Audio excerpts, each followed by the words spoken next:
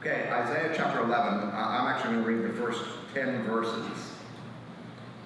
A shoot will come up from the stump of Jesse, and from his roots a branch will bear fruit. The Spirit of the Lord will rest on him, the Spirit of wisdom and of understanding, the Spirit of counsel and of might, the Spirit of knowledge and fear of the Lord. And he will delight in the fear of the Lord. He will not judge by what he sees with his eyes, or decide by what he hears with his ears, or with righteousness he will judge the needy. With justice he will give decisions for the poor of the earth.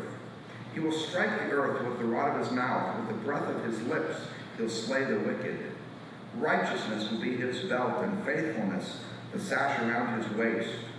The wolf will live with the lamb, the leopard will lie down with the goat, the calf and the lion and the yearling together, and a little child will lead them. The cow will feed with the bear, their young will lie down together, and the lion will eat straw like the ox. The infant will play near the cobra's den, the young child will put its hand into the viper's nest. They will neither harm nor destroy on all my holy mountain, for the earth will be filled with the knowledge of the Lord, as the waters cover the sea. In that day, the root of Jesse will stand as a banner for the peoples. The nations will rally to him, and his resting place will be glorious. Verse 1 speaks about a shoot that will come up from the stump of Jesse, and this branch that comes from the roots that will bear much fruit. And this passage, I think, contains a very powerful metaphor, a word picture, and to kind of aid us, this is actually a photograph that I took myself when I was in Israel. It's a photograph of an olive tree, and I'm just going to have it here on the screen as we proceed today. I think once you see the image, it's just so profound. Let's talk about olive trees. That's certainly the tree that's in the background here in this passage. Olive trees grow very slowly. So that's one of the features of olive trees. Any branch that comes out from an olive tree, it usually takes something like 6 or 7 years of growth before that branch will have its first olive on the branch. So it takes like 6, 7 years before you see the first fruit. It takes as many as 40, sometimes even 50 years until that branch reaches its peak fruit capacity. In other words, it's not producing as much fruit as it will until that branch is something like 50 or 60 years old. And the thing about olive trees is this, is that single branch often produces fruit for 100 years, 200 years, sometimes even 300 years before, and this does happen with every branch, eventually the branch sort of comes to an end of its fruit-bearing cycle. And so at some point, 100 or 200 or 300 years after producing fruit, that branch will eventually wear out and won't produce any fruit anymore. And it's at that time, if you're a farmer or a gardener of olive trees, what you do, because that branch is no longer bearing any fruit, is that sometime you come and you actually cut that branch down. And you can see that that's happened here. This is an olive tree. By the way, this is interesting. Olive trees are pervasive throughout Israel. And you can find olive trees that have been tended for years and years and years. Some of them are a couple of thousand years old, so they were around when Jesus walked the earth, because they're such slow-growing trees. Anyway, you can see what's happened here. There were branches that at one point had, borne a lot of fruit, but those branches had worn out, and so the gardener or the farmer, what he did is he came and he cut those branches down. And here's the hope or the confidence that the farmer has. When you cut down that branch that's no longer producing any fruit, what you expect to see is that somehow the tree will have a shoot, a new branch that will, if you will, come up from the stump. You can't see it very well, especially maybe if you're in the back. And I'm going to do my best. We'll just look at this area of the tree here. I'll zoom in a little bit so you can see this. You see it? I'll point at the screen. I have a laser pointer. I'll move out of the way here. So here, you see that? A new branch, just a little shoot coming up. This one here, I think, is the most profound, maybe the most difficult to see. But you can see there's a stump that's been cut down. But the farmer, when he cut it down, he had this confidence that even though he just cut it off, that a new shoot, a new branch will start, and there you see it. just the first start of this new branch, which will probably exist for hundreds of years and bear a lot of fruit. That's the picture here. And the particular language, a shoot, will come up from the stump of Jesse. Jesse, of course, was David's father. So the idea is here that there'll be more in this line. It's been cut down, but there'll be more that comes. That's the idea.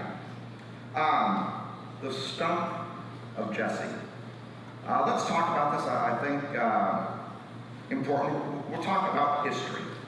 So if you were to read through the Old Testament, for instance, you read 1st and 2nd Kings or 1st and 2nd Chronicles, you'll get the history of all the Davidic kings. So David was a king. He received this promise that all his sons and grandsons would inherit the throne. And there's this picture that emerges. There's a lot of fruit that's born in this kingdom. It's God's kingdom.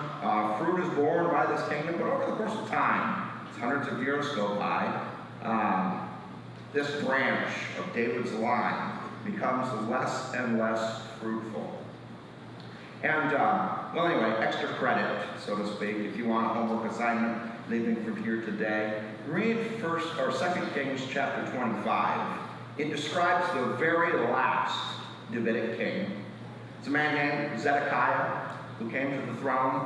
The year is 587 BC, so 587 years before Christ. And I'm going to take you to a place, a little village outside of Jerusalem. The name of this village is Ramah. So here's a map. You can see where Jerusalem's located just to the north. There was this little village. Here's how it happened. Zedekiah, the very last king, God had done this. He had kept warning, if you don't produce fruit, I am going to cut you off. And of course, Israel became more and more wicked. The kings turned further and further away from God. And so God finally caused the Babylonians to come and to attack. In the year 589 BC, here's what happened. The Babylonian commander, his name was Nebuzaradan. Nebuzaradan came and he put a siege around the city. And here's the reason why in those days, ancient cities had big walls, very difficult to scale, very difficult to conquer a city. And so what armies would do is they would actually come and they put a siege around the city so that all the gates were cut off. No one could leave the city. No one could come into the city. And as a result, there would be no supplies that would enter in. And so eventually people would start to starve. They'd not have water. Conditions inside the city would become so bleak that you never actually had to fight. People would eventually just come out just exhausted with their hands in the air and would take the city. And this siege lasted for about a year and a half. And actually there's an entire book of the Old Testament, it's called the Book of Lamentations, that describes the lament and sorrow and just the horrible time that people faced in the city. In fact, if you read the book, there's a hint of this, that mothers, because of the famine, because of the hunger, because of the lack of water and supplies, mothers would watch their infants die in their arms. And there'd be a consideration about whether this dead corpse would now become food for other people. I mean, listen, I hate to bring it up.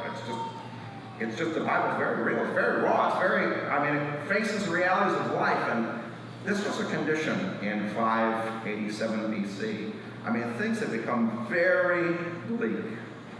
Zedekiah, who was the last king, eventually couldn't take it anymore. In the middle of the night, he gathered together some troops. They decided to burst out of the wall to try to escape. So Zedekiah, along with some others, they tried to flee. Nebuzaradan sent troops after them. They captured Zedekiah.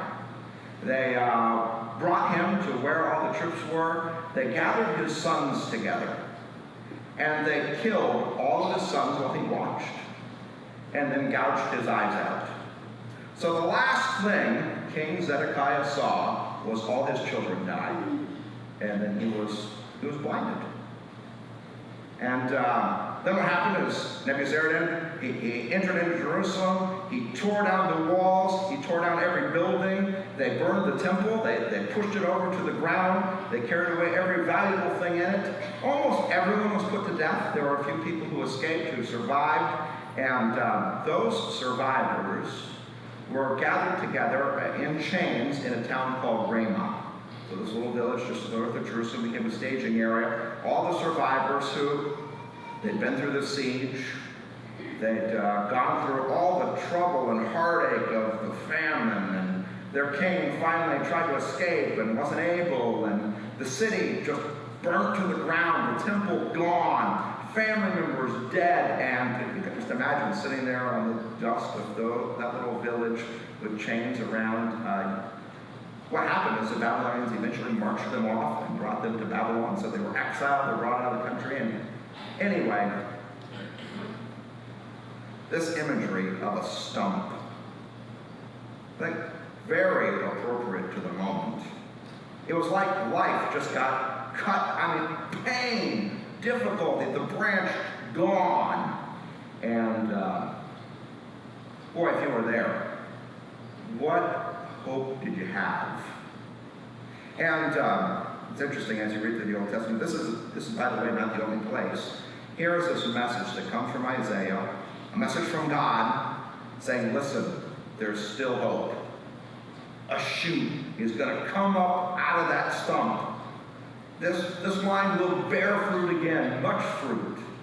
And, well, I suppose if I was to give this message a theme, just when you think God can't, He can. I mean, in your darkest, bleakest moments where everything's been devastated, you've been cut down, cut back, cut away, just when you think God can't, He can. There will be a shoot that comes up from the stump of Jesse. There will be another branch. That's the message. By the way, second homework assignment for those of you who you're more enterprising, so to speak. This isn't the only place, Isaiah's not the only place, where there's a prophecy of a branch. I'll show you a few, but then if you want to do something interesting, go find all the places in the Old Testament where you find this prophecy. Here, we'll start here, Jeremiah chapter 23. The days are coming, declares the Lord, when I will raise up for David a righteous branch, a king who will reign wisely and do what's just and right in the land.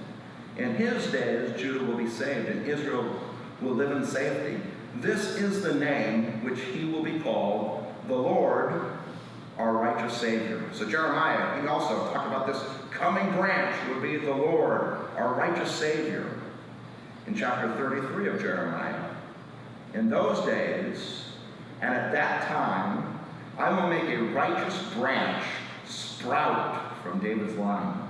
He'll do what's just and right in the land. And so there's this prophecy. Look, we're cut back now, but God will do it. When we think there's no hope, when we think God can't, He can. Also, Zechariah. Tell him this is what the Lord Almighty says. Here is the man whose name is the branch. He'll branch out from his place, and he will build the temple of the Lord. It is he who will build the temple of the Lord, and he'll be clothed with majesty and sit and rule on his throne. So do you see this? I've shown you 3 places. Those of you who want to take up the assignment, you go find all the other places. It's fantastic. It's one of the themes in the Old Testament that although David's line got cut off, Zedekiah was the last king, although it got cut off, there's this promise, there will be a shoot. Just like you see on an olive tree, there will be a shoot that comes up, a branch that comes up. Okay, now that we've gotten that far, this picture, which I took, probably, at least from my standpoint, one of the most profound pictures I've ever had the privilege of taking. Here, I haven't told you this, the Hebrew word for branch, from its roots, a branch will bear fruit. The Hebrew word for branch is the word Netzer. You say that? Netzer. Netzer, that's the Hebrew word for branch. Here's the thing, as history went forward, so people were taken, they were exiled to Babylon. A long time passed. Some people eventually returned, or a remnant returned, and probably you know this, after this initial exile, Israel for the most part was just always in captivity by one nation or another. So for a while it was the Babylonians who ruled over Israel. After them it was the Persians. After them it was the Greeks. After them it was the Romans. Someone was always occupying their land. But in the year 160 BC, so about 160 years before Christ, there was this family, they were called the Maccabees. Have you heard of the Maccabees before? And they decided, you know what, we can't take it anymore. And we're sick of the Greeks ruling over us. We're supposed to be a free people. And so they rallied people together, and they kicked the Greeks out. I mean, they waged war, they won, they gained their independence for almost like 100 years. They had independence under the Maccabees. And it was at that time that some of the people who were still away in exile in Babylon, they said, okay, let's return. And during that time frame, there was actually a family of people. They were descendants of David. They were Davidic. And they said, you know what, let's move back. And when they moved back, they founded a city. Actually, I shouldn't call it a city. It was a village. It's like 100 people. And they founded it in Galilee. And they named the place, listen, they read the Old Testament. They saw all these same prophecies of Round Branch. And they said, you know what, we really believe that. So, you know what they named their town? Netzer. Netzer, branch. They named the place Branchville. Right? They said, you know what, we're Davidic, and our line's been cut off. It is no more, but there's all these prophecies in the Old Testament. And so when they moved back, because they had hope, they called the place Branchville, Netzer. Here's why I think this picture is profound. I don't know if you've been noticing, but in the background there's a city. That city in the background is modern-day Nazareth, Netzer, Branchville. It's a modern city now, very big. In that day, it would have been very, very small. You can just picture a small little village up on that hill. Right there, here's a little Netzer, and behind it, that's Netzerville. That's Nazareth. That's the place. And probably you remember this. It's a Christmas story, number 2. In those days, Caesar Augustus issued a decree that a census should be taken in the entire Roman world. This happened while Quirinius was governor of Syria. Everyone went to their hometown to register. So Joseph, who was pledged to be married, went up from Nazareth to Judea, to Bethlehem, because he belonged to the house and line of David. You see, there was these Davidic people living in Branchville, Nazareth, who had this hope. One day, there's going to be a branch. One day, there'll be another king. And they called the place Branchville. I mean, they believed this was going to happen. And, well, you know the rest of the story. Mary was pregnant. There was no room in the inn. So they were out in the stable when she gave birth to a child, a son. They wrapped him in swaddling clothes and they placed him in the manger. And it was Jesus. There they were. I love this story, just thinking about it. They said, we've been cut off. It's all over. It's done. There hasn't been another Davidic king. But the Bible says there'll be a shoot. The Bible says there'll be a branch. And so they named their town Branchville, and there they lived. Now, let me tell you more about this picture. So when I took this picture, in the foreground, behind, you see where Nazareth was. Behind me, this is what you can't see, so here's me with the photo, I'm taking a picture of the tree. There's Nazareth in the back. Behind me is a city. It was an important city, the city of Sepphoris. Now, maybe you've never heard of Sepphoris before. Here's what happened. Herod. So when Jesus was born, there was a fellow on the throne. He was king. He was Herod the Great. Shortly after Jesus was born, he died. His son Antipas, Herod Antipas, became king. When Antipas became king, he said, you know what? I need to have a capital city. I need a palace. I need a castle. I need a city that's going to show off my power and my wealth and my opulence for the world to see. And so he picked this place and built up a city, the name of which was Sepphoris. So his capital city, as I'm taking this picture, is behind me. I toured that place. I took some pictures. Let me show it to you, just so you get a sense of what this place was like. This was the main street. Archaeologists are just uncovering it now, so you can only get a sense of what it was like. This was no ordinary place. You can see the Roman columns in the background there. I mean, this was an unbelievable place. If you were walking down the main street, I mean, the majesty, the grandeur, the opulence. I mean, marble everywhere, stones. I mean, unbelievable. Here, this is just one house that I went into. Archaeologists are just uncovering it. Those of you who are sitting in the front, you'll be able to see this a little better. Those in the back might not see it so well. This is just, it was a floor in one of the houses that was there. If you see it, there's just individual small little tiles, kind of mosaic, a fresco that was done in small tiles. This was unbelievable craftsmanship and work. It still survives to this very day. Archaeologists, they're uncovering it with brushes. The wealth, the opulence, the power was all on display in the city. There was a theater. In fact, the theater is being restored. You can see the bottom part's been restored. The upper part, while I was there, was still unrestored. I mean, archaeologists are just uncovering the city. I mean, as we speak, they're still working on it. And this theater overlooks a valley. This is an unbelievable place. Shows and theater, and I mean, the wealth that was on display, the kind of power. Herod wanted a show city to show off his majesty, and this was the place. Now, I don't know if you noticed this. What was the city built out of? I mean, stone, right? You saw it everywhere, marble. And so there was a quarry nearby. In fact, I took a picture. This is, what you can see of the quarry. Here's what you can't see. So if the picture were to like extend off the page, so to speak, up there is where Branchville is, Netzer. Sort of down here, that's where Sepphoris is. And, all right, some like community church trivia.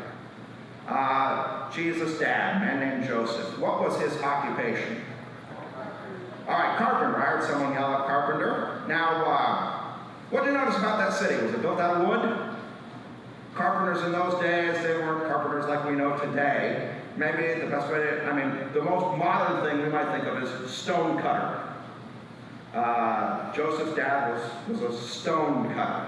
Probably worked in this very quarry. I can just picture him coming down the hill every morning, so to speak, coming to work. Herod's building up a city. He needs people to cut stone. You think a guy like Joseph, you think he made a ton of money doing that? What did he get paid? Pennies. You think it was easy work? Does that look like easy work to anybody? Hard work. Low pay. Up in Branchville, they're just barely surviving. Down in Sepphoris, it's opulent, it's wealthy. I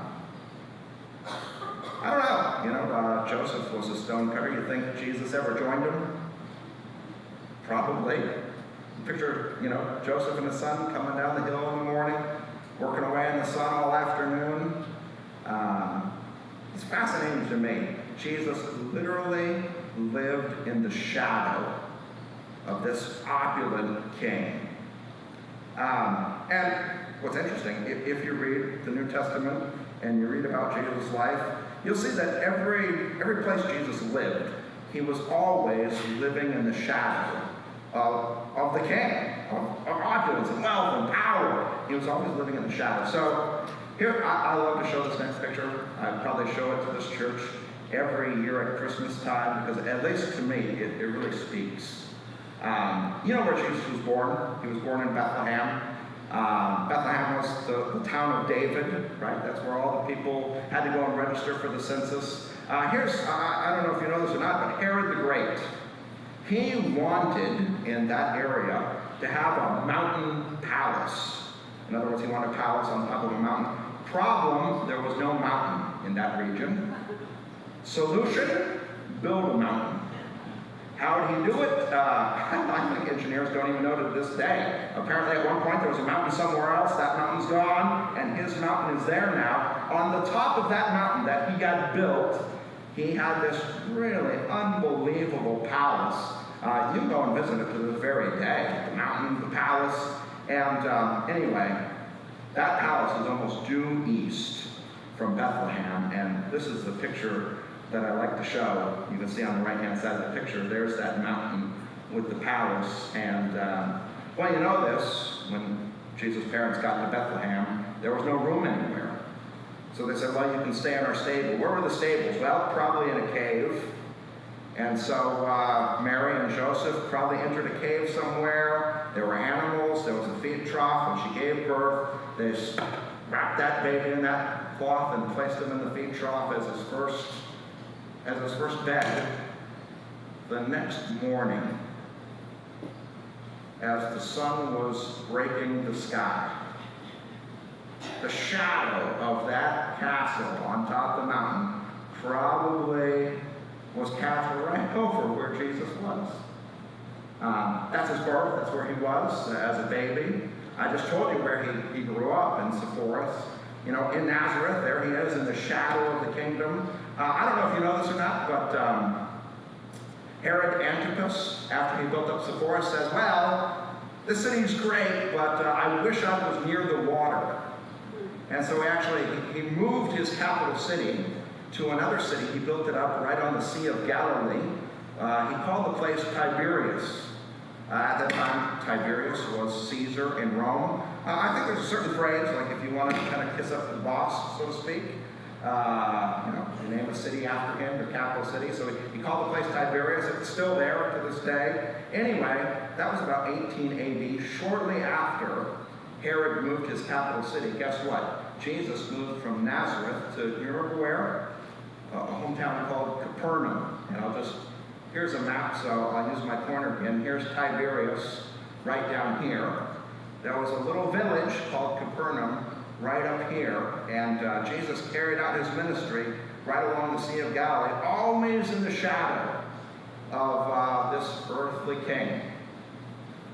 And I don't know, it speaks a lot to me. In fact, Matthew, I just want to show you this, because I personally think it's very profound. As Matthew describes the beginning of Jesus' ministry, this is what he says. The people living in darkness have seen a great light. On those living in the land of the shadow of death, a light has dawned. And that phrase, living in the shadow, I think it's such a... For those living in the land of the shadow, a light has dawned. And I just think, here Jesus was. Everything he did was always under the shadow of earthly power and earthly opulence and all the structures of the world. And it says, there in the land of the shadow, a light. And why I think that's important. Just when you think God can't, he can. That's the message, I think. There's a shoot. The branch has been cut off, but don't lose hope. He can. So many of us, I think, especially as Christians, live in the land of the shadow. I think as a pastor, as a preacher, I think about this all the time. So, as you gather together here at Church of Jesus Christ, I get about a half hour each week to try to convince you that there's a better way to live. That if you really want to have life, true life, full life, it's the way of Jesus. That although the world is saying otherwise, it's if you'll give yourself to Jesus, surrender your life to him, if you live the way he taught us to live, you'll really have true life. And so I don't know, there's like 52 weeks a year, so maybe at best, I get like 30 hours out of a year. Best case scenario. There's something like 8,000 and some hours in a year, which means I get 30 of them, and the kingdoms of this world get the rest. And I'm totally aware that as soon as you leave this place, they are shouting at you almost exactly the opposite message. There's no God. Come on, get real. Only fools think that. And you only get to go around once, so you better live for yourself. Don't you want a good life? You got to get yours while you can. And, the world is it's screaming it at you. The kingdoms of this world, they have all the political and power structures. They have the media. The technology, it's all they're screaming at you. And this is the land of the shadow here. Right? There's a big shadow cast over because they have it all, and we got this. Come on. What do most people out there think about preachers? Are we the people should listen to? We've got nothing going for us, so to speak. We live in the land of the shadow. And by the way, individual Christians, you may feel this way even about yourself. I mean, there are sins. There's consequences of those sins that have followed you. You've made some mistake 20 years ago, and you can't get out from underneath the shadow of the thing. And, I do a fair amount of counseling. People come to me all the time. I start talking about what the trouble is. They start talking to me about, well, my parents struggled with this. And if you dig a little further, you find out their parents struggled with it. And it's like there's been a shadow that's been cast. And it's like down the generations. And you'd say to yourself, there's no earthly hope. There's no way. And anyway, here's the message of Christmas. To those living in the land of the shadow, a light has dawned. Just when you think you're cut off, there's no hope, there's no earthly way, God can't a shoot, a branch. He will, he can. And that's the message. One more thing. Can I show you one more thing? Isaiah 11, I want you to see this. Verse 1 talks about this shoot or branch. A shoot will come up from the stump of Jesse. From his roots, a branch will bear fruit. And so, you got the picture. Like, when everything's cut off, there'll be this branch. There'll be another earthly descendant. There'll be another Davidic king. But I want you to see verse 10. This is so fascinating to me. It says, in that day, the root of Jesse will stand as a banner for peoples. The nations will rally to him, and his resting place will be glorious. If a branch proceeds from Jesse, we know it's one of his descendants. But what's the root of Jesse? For that matter, what's the root of any of us?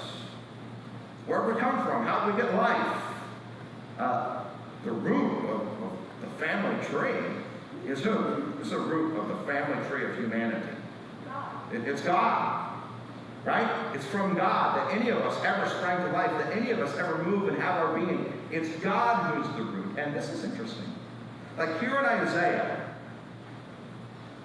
says not only will it be a human descendant of Jesse, of David, but listen, there's no mere human being that can do the job of bringing us back to him. And so actually, the root himself is going to enter humanity. And that's what makes Isaiah 11, you know the Christmas message, right? What's Christmas about? There was no creature, there was no human being who could do the job. And so, you know what? God himself enters our humanity, enters our timeline, became one of our descendants, so to speak. God took on human flesh. That's the message of Christmas. Why he do it? Well, here's the thing. Human beings have done the crime, we have to do the time. If we sin, we're the ones that deserve punishment. We cannot bear the weight of that punishment. So God did something so loving, so miraculous, so awesome. He became human. Because by the powers of divinity, he could bear the weight of our sins. And that's exactly what his life was all about. On the cross, the God-man bore our sins taken off of us, put on him so he could be punished in our place. And anyway, if you're in a place right now, the land of the shadow, if you feel like you've been cut off, if you think to yourself, I'm in a place where God can't, why do you know that he can? Well, it's because of Jesus. I mean, that shoot came, and it was Jesus. He came, he loved us so much, he entered our humanity, he bore our sin, he brought us back to himself. And listen, it's Christmas time. If you're in a dark place, a light has dawned. If you feel like your life's been cut back, cut down, cut out, there's a shoot. If you're worried that God's given up on you or doesn't love you, don't worry. He does. That's Christmas. And my hope and prayer is that if you just meditate on what the message of this scripture passage is, in Netzer, in Branchville, a group of people gathered together and said, he'll come, he'll come, he'll come, and he has. His name is Jesus. And he's the answer to all of humanity's problems. And my prayer at Christmas time, you'll see him for who he is and surrender your life